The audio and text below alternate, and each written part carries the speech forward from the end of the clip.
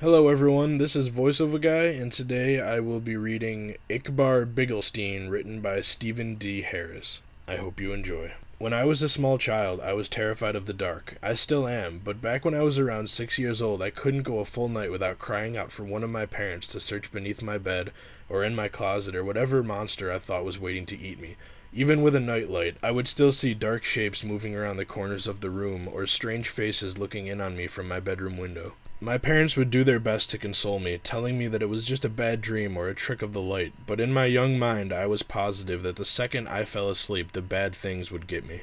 Most of the time, I would just hide under the blankets until I became tired enough to stop worrying, but every now and then I would become so panicked that I would run screaming into my parents' room, waking up my brother and sister in the process. After an ordeal like that, there would be no way anyone would be getting a full night's rest. Eventually, after one particularly traumatizing night, my parents had had enough. Unfortunately for them, they understood the futility of arguing with a 6-year-old and knew that they would be unable to convince me to rid myself of childish fears through reason and logic. They had to be clever.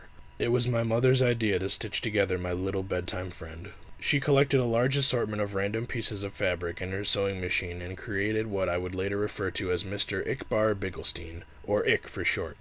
Ick was a sock monster, as my mother called him.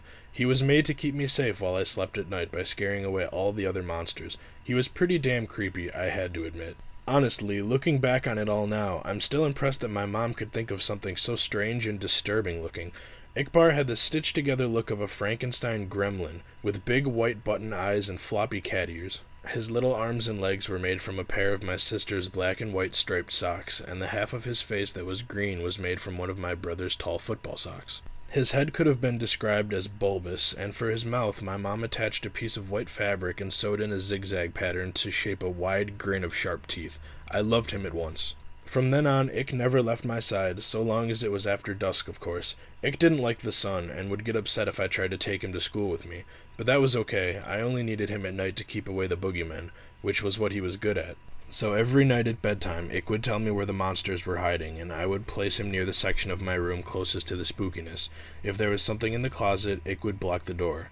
If there was a dark creature scratching at my window, Ick would be pressed up against the glass. If there was a big hairy beast under my bed, then under the bed he went. Sometimes the monsters weren't even in my room. Sometimes they would hide in my dreams and Ickbarr would have to come with me into my nightmares. It was fun bringing Ick into my dream world, as he and I would spend hours fighting off ghouls and demons. The best part was, in my dreams, Ick could talk to me for real. "How much do you love me?" He would ask. "More than anything," I would always tell him. One night in a dream, after I had lost my first tooth, Ick asked me for a favor. "Can I have your tooth?" I asked him why. "To help me kill the bad things," he said. The next morning at breakfast, my mom asked me where my tooth went. From what she told me, the tooth fairy didn't find it under my pillow. When I told her that I gave it to Ickbarr, she just shrugged it off and went back to feeding my little sister. From then on, every time I lost a tooth, I would give it to Ick. He would always thank me, of course, and tell me that he loved me. Eventually, though, I ran out of baby teeth, and I was beginning to get a little too old to still be playing with dolls. So Ick just sat there on my bookshelf collecting dust, slowly fading away from my attention. Over time, the nightmares, however, became worse than ever, so bad that they even began to follow me to the waking world, terrorizing every dark corner and rustle in the bushes. After one particularly bad night biking home from a friend's house where I swore a pack of rabid dogs were chasing me, I got home to find something strange waiting for me in my room. There, on my bed, standing fully upright in the soft glow of the moonlight from my window, was Ickbarr. At first, I just thought my eyes were playing tricks on me again. They had been all evening, so I tried to flick on the lights, another flick of the light switch, and then another, and another, with no change to the darkness. It was then that I started to get nervous. I backed away slowly towards the door behind me, my eyes never leaving the shape of Ick's silhouette, my hand awkwardly outstretched behind me reaching for the doorknob. I was just about to get my ass out of there when I heard the door slam itself shut, locking me into the blackness. In nothing but shadows and silence, I stood frozen in place, not even breathing. For how long, I can't say, but after what felt like a lifetime of cold fear, I heard the shrill, familiar voice.